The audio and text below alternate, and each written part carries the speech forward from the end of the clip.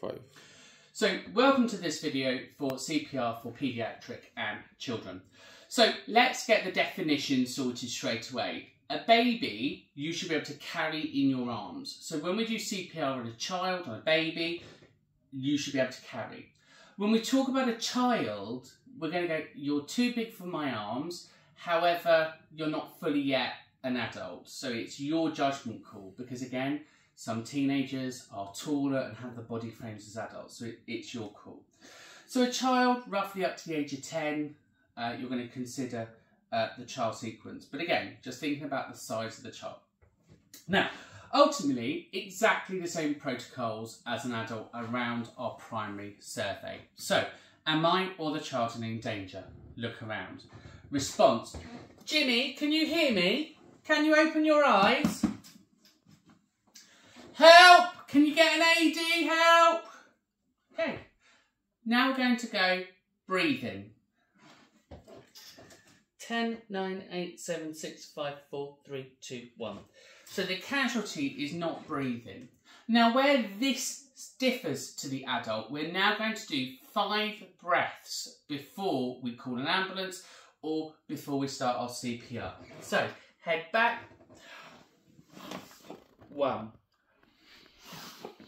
2, 3, 4, 5. Now the breath that you saw me do wasn't a full adult breath. If you think about my lungs versus little Jimmy's lungs, you can't go for a full adult breath. So it's a half breath. And again, babies, as if you're blowing out a candle. Child, adult. So just measure your breath versus the size of the child. So again, if you go too hard,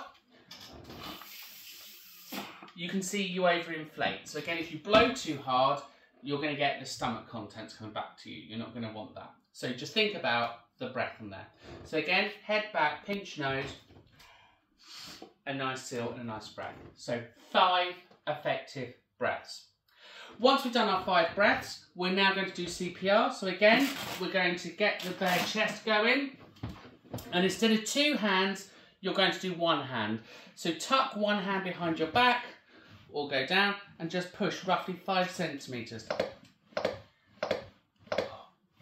5, 6, 7, 8, 9, 10, 11, 12, 13, 14, 15, 16, 19, 20, 21, 22, 23, 24, 25, 26, 27, 28, 29, 30. And then back to 2 breaths.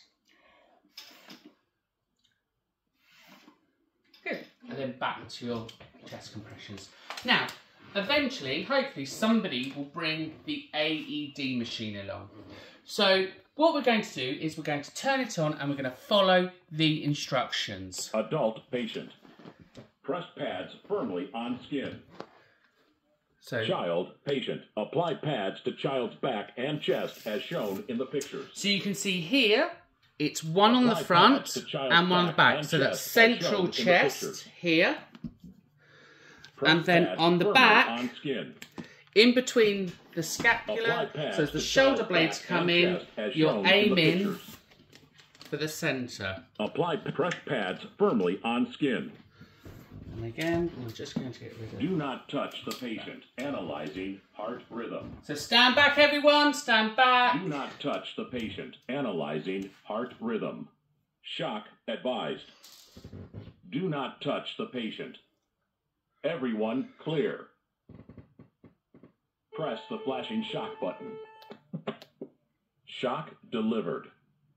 Begin CPR.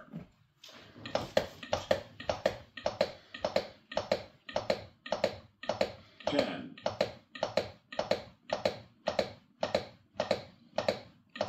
20.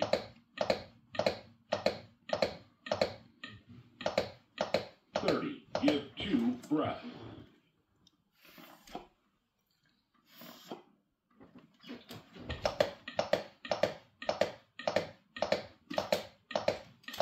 10.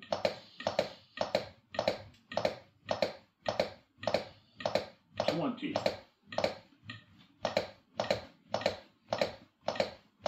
30. Give 2 breath.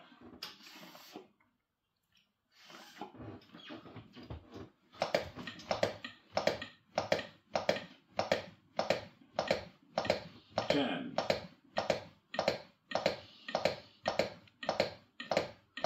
20,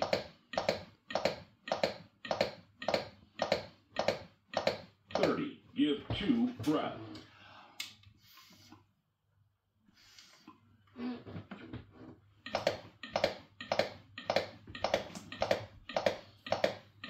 10,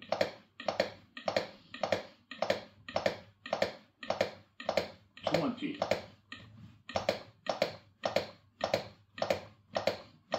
30. Give 2 breath.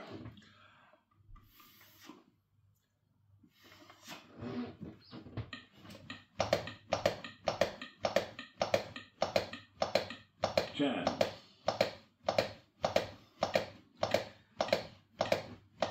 20,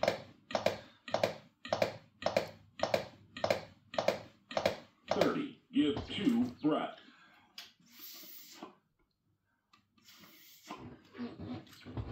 Stop CPR. Do not touch the patient. Analyzing heart rhythm. Stand back, everyone. Do not touch the patient. Analyzing heart rhythm. Okay, you Shock just carry on. advised. So, you should carry on CPR, obviously until the ambulance arrives. Don't stop, because if you're doing a good job, they're going to want you to carry on because you've got the rhythm going. But ultimately, the only difference between the adult and the child sequence is the rescue breaths at the beginning to get the oxygen levels back up, and then the positioning of the defib pads. So have a watch of this, have a practice, have a play with your little juniors, and again, during your assessment, if you work with children, your examiner will expect to see you perform the resuscitation and the AED on a child. Take care, everyone.